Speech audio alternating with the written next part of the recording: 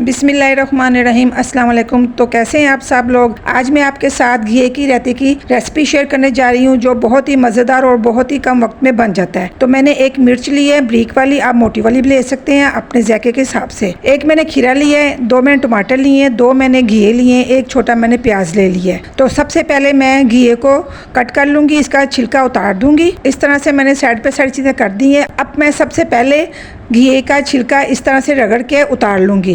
तो आप अपनी मर्ज़ी से इसे काट भी सकते हैं, मैं इस तरह से रगड़ के उतार लूँगी। तो यहाँ पे मैं आपको बताती चलूँ, घी के बहुत ही फ़ायदे हैं। ये जिगर की गर्मी को और मैदे की गर्मी को ख़त्म करता है, तो ये गर्मियों में आप ज़रूर इस्तेमाल किया कीजिए। घी को मैंने धो लिया था, अब इसे हम कद्दूकश कर लेंगे। इस तरह से मोटा वाला मैंने कद्दूकश लिया था, इसके साथ मैं कर लूँगी। आप बारीक वाला भी ले सकते हैं। तो इस तरह से मैं अच्छे से कद्दूकश कर लूँगी सारे घी को।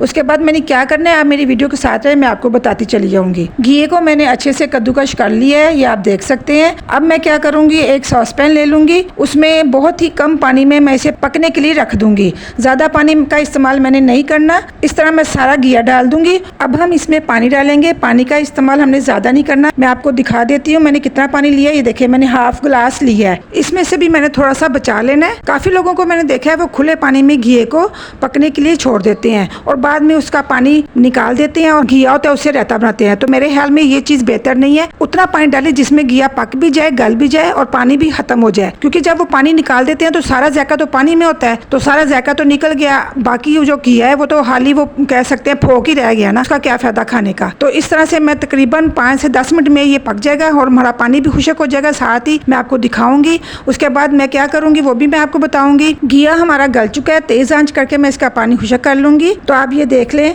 थोड़ी देर बाद ये पानी खुशक हो गया है। अब मैं इसको प्लेट में निकाल लूंगी और प्लेट में निकालने के बाद मैं इसको फैला दूंगी ताकि ये अच्छे से ठंडा हो जाए। इस तरह से सारा घिया मैं प्लेट में निकाल लूंगी और उसके बाद मैं इसे फैला दूंगी चम्मच की मदद से और इसे अच्छे से ठंडा करके फिर मैं दही में डालूंगी। हमेशा याद रहे दही ठंडा होता है तो घी को भी ठंडा ही दही में डालना है। गर्म घिया डालने से दही हमारा खराब भी हो सकता है। तो आधा किलो मैंने दही लिया था, दही को मैंने हैंड बीटर से अच्छे से फेंट लिया था ताकि इसमें कोई लम्स ना रह जाए। तो आधा घिया मैंने इसमें डाल दिया।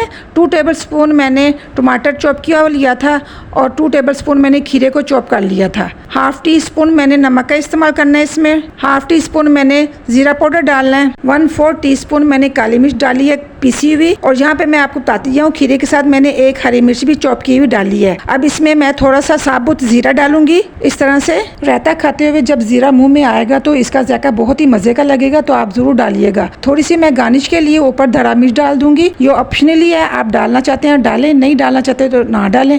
थोड़ा सा मैंने जीरा डाला है, थोड़ा सा मैंने धनिया और पुदीना काट के डाल दिया है। घी का रायता हमारा तैयार हो गया है। ये बहुत ही मजे का और यमी बनता है, बहुत ही कम वक्त में बनता है। तो आप मेरी रेसिपी को जरूर ट्राई कीजिएगा। गर्मियों में सालन खाने का दिल नहीं करता है, तो आप अपने घर में घी का रायता बनाएं। ये आप रोटी के साथ भी और चावलों के साथ, दोनों के साथ खा सकते हैं। ये हमारे दिमाग को ठंडा भी रखता है। तो आप मेरी रेसिपी को जरूर ट्राई कीजिएगा, अपने दोस्तों में रिश्तेदारों में शेयर कीजिएगा। अगली वीडियो तक के लिए मैं इजाजत चाहती हूँ। अल्लाह हाफिज।